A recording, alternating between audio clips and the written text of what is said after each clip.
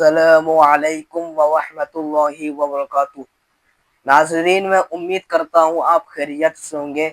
میں بیان کرنے سے پہلے آپ کو ایک حدیث شریف سنانا چاہتا ہوں۔ حضور صلی اللہ علیہ وسلم فرمایا کہ جو شخص روز مجھ پر 50 مرتبہ درود پڑے گا، قیامت کے دن میں اس سے مصافحہ کروں گا۔ بولے سبحان اللہ۔ محمد حمزہ قادری چینل کو آپ سبسکرائب کریں، لائک کریں، شیئر کریں، کمنٹ کریں۔ الحمدللہ رب العالمین والعاقبۃ للمتقین والصلاة والسلام علی سید الانبیاء والمرسلین وعلی آلہ واصحابہ طیبین الطاہرین، اما بعد فاعوذ باللہ من الشیطان الرجیم، بسم اللہ الرحمن الرحیم۔ اللہ قرآن مجید میں ارشاد فرماتا ہے، هو الذی ارسل رسولہ بالہدی ودین الحق لیظہرہ علی الدین کلہ ولو کرہ المشرکون۔ صدق اللہ العظیم۔ زمین و زماں تمہارے لیے، مکین و مکہ تمہارے لیے، چنین و چنا تمہارے لیے، دہن میں زبا تمہارے لیے، بدن میں جہاں تمہارے لیے، ہم آئے یہاں تمہارے لیے اور اٹھے بھی وہاں تمہارے لیے۔ میں آپ کو ہمارے اور آپ کے رسول کی شان سناتا ہوں، ان کی اعلیٰ شان سنیے۔ مثال کے طور پر آپ نے کسی پہلوان کو میدان میں اتارا اور سامنے پہلوان کھڑا تھا۔ یہ پہلوان گیا، اس نے اپنا کام کیا، ناکام نہیں ہو، اس نے اپنا کام کیا۔ جب اپنا کام کرنے کے بعد واپس پلٹا تو اب جب ادھر سے جو دوسرا جائے گا، دوسرا اس سے طاقت میں زیادہ ہوگا، اس سے قوت میں زیادہ ہوگا۔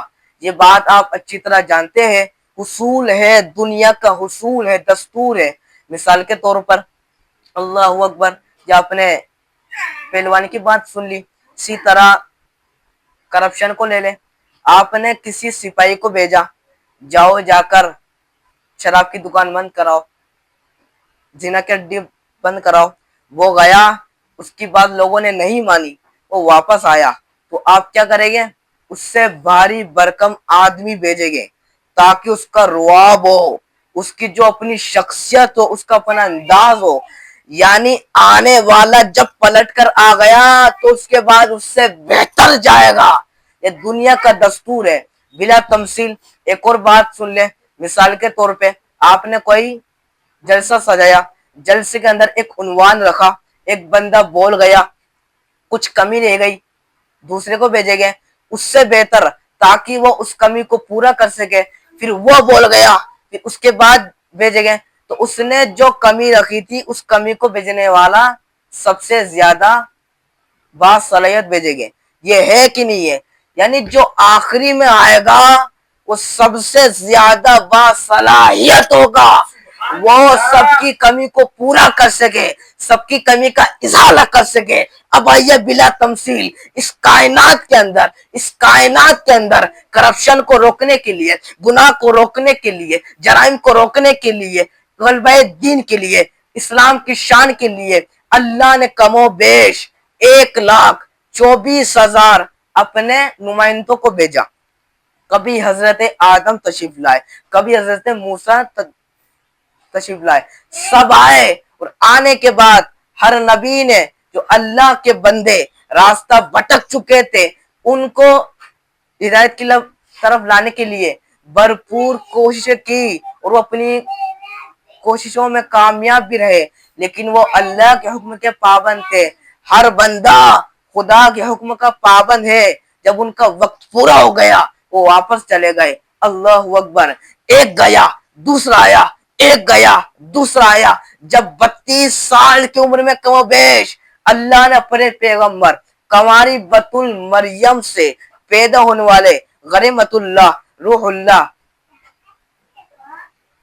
سیدنا عیسیٰ علیہ السلام کو آسمان پر اٹھا لیا، اس وقت کائنات کے اندر کفر، شرک، بد مذہبی، زنا، شراب، ساری گندگی کائنات میں پھیل گئی۔ مسلمانوں اندازہ فرماؤ، اپنے نبی کی عظمت کا اندازہ لگاؤ۔ جتنا اندھیرا ہوتا ہے روشنی اتنی زیادہ ضرورت پڑتی ہے اس کی۔ مثال کے طور پر اگر گھر میں روشنی کرنا ہو ایک بلب سے کام چل جائے گا. اگر میدان میں روشنی کرنا ہو تو بلب اس کو پورا نہیں کر سکتا. جتنے نبی آئے کوئی نبی عالمی نبی بن کر نہیں آیا. کوئی خطے کے لیے, کوئی قبیلے کے لیے, کوئی ریاست کے لیے. لیکن جب مشرق سے لے کے مغرب تک, شمال سے لے کے جنوب تک شرک کی تاریخ پھیلی, کفر کی تاریخ پھیلی, تو اللہ نے آخری نبی بنا کر کے ہمارے اور تمہارے رسول کو اس زمین کے اوپر بھیجا. اللہ اکبر. ارے جب بات میں جو آتا ہے وہ پہلے والوں سے بہتر ہوتا ہے. 1,24,000 کم و بیش اپنا اخلاق, اپنا کردار, اپنا حسن, اپنا تقوی, اپنی پرہیزگاری کا لوہا منوا چکے تھے. آخری میں جس کو بھیجا اسے ساری صفات کا اتم مظہر اتم بنا کر بھیجا. سبحان اللہ سبحان اللہ ماشاءاللہ. اگر ایک نبی کی ایک خوبی ہم کاؤنٹ کر لیں, حالانکہ ایک نبی میں ایک خوبی نہیں تھی, ایک صفت نہیں تھی, ہر نبی سراپا خوبی تھا, ہر نبی سراپا خوبی تھا. لیکن ایک خوبی بھی ایک نبی کی کاؤنٹ کر لیں تو کتنی خوبیاں میرے نبی میں, کم سے کم 1,24,000 کم و بیش کے حساب سے یہ کم سے کم ہے. جس کی کم سے کم 1,24,000 ہو, جس کی کم سے کم 1,24,000, اور وہ کم سے کم میں بھی کون؟ آدم کی صفوت. لیکن یہ بھی یاد رکھنا آدم صفی تھے مگر بہو آدم کی صفت ان میں نہیں تھی. یہ بھی یاد رکھنا, یہ بھی یاد رکھنا. آج جب کہ پوری دنیا میں نبی کو گالیاں دی جا رہی ہے, مسلمانوں کلمہ پڑھنے والوں تمہاری ذمہ داری اپنے نبی کی شان بیان کرو. بچے کو اپنے نبی کی شان بتاؤ کہ دنیا کا آنے والا مذہب, پوری کائنات کا آنے والے دور میں کوئی مذہب ہوگا تو وہ صرف محمد رسول اللہ پڑھنے والا مذہب ہوگا. دنیا کو خوف ہے, اس لیے رسول اللہ کو گالیاں دی جا رہی ہے تاکہ لوگ حضور کی طرف جا نہ سکے. لیکن ہم نبی پاک کا کلمہ پڑھتے ہیں. میں تو ان بھائیوں کو بھی کہتا ہوں جو کسی کے بہکاؤ میں آ کر لاشعوری کے طور پہ کہتے ہیں, ان کو سمجھانا ہماری ذمہ داری ہے. ہم صوفیہ کے غلام لوگ ہیں. ہاں, جو گالی دے توہین کرے اس سے ہمارا کوئی رشتہ نہیں ہے, لیکن جو لاشعوری کے طور پہ کہتے ہیں ان کو سمجھانا ہماری ذمہ داری ہے. ایک بات سنیں, وہ کہتے ہیں مولانا ہم حضور کا ذکر اتنا کیوں کرتے ہیں, ہم اللہ کا ذکر نہیں کریں. ہر مذہب میں کسی نہ کسی اعتبار سے اللہ کا تصور موجود ہے. دنیا کا کوئی مذہب ایسا نہیں ہے جو اللہ کا منکر ہو. یہ بھی یاد رکھنا. عیسائی مذہب میں وہ 3 خدا مانتے ہیں, اس میں سے وہ اللہ کو ماننے کی بات کرتے ہیں. یہودی حضرت عزیر کو خدا کا بیٹا مانتے ہیں, لیکن وہ کہیں نہ کہیں اللہ کو ماننے کی بات کرتے ہیں. اور بھی ہندوستان میں مذاہب ان میں بھی اوپر والا کہہ کر خدا کا کوئی نہ کوئی تصور موجود ہے. ٹھیک, تب آپ بھی کہتے ہیں مولانا ہم حضور کا, ہم اللہ کا ذکر ہی کریں تو یہ کافی نہیں ہے. میں نے کہا آج کی تاریخ میں اللہ کو ماننا یہ کافی نہیں ہے. ذمہ دار سے محسوس کر رہا ہوں, اللہ کو ماننا یہ کافی نہیں ہے. دوسری بات, اللہ کو الگ الگ تصورات کے ساتھ ماننا یہ کافی نہیں ہے. مومن صرف وہی ہے جو اس اعتبار سے اللہ کو مانے کہ اللہ وہ ہے جو محمد رسول اللہ کا رب ہے. یعنی جب تک محمد رسول اللہ کے واسطے اللہ کو نہیں مانو گے تو اللہ کا ماننا فائدہ نہیں دے گا. حضرت عیسیٰ کے واسطے مانو تو فائدہ نہیں دے گا, حضرت موسیٰ کے واسطے مانو تو فائدہ نہیں دے گا, بلکہ اللہ کے رسول کی حدیث صحیحہ کا فرماتے ہیں جب حضرت عمر کو توریت پڑھتا دیکھا حضور غصے میں آ کے کہتے عمر تم توریت پڑھ رہے ہو, اگر آج موسیٰ بھی ظاہری طور پہ حیات ہوتے تو ان کو محمد کی پیروی کے علاوہ کوئی چارہ نہ ہوتا.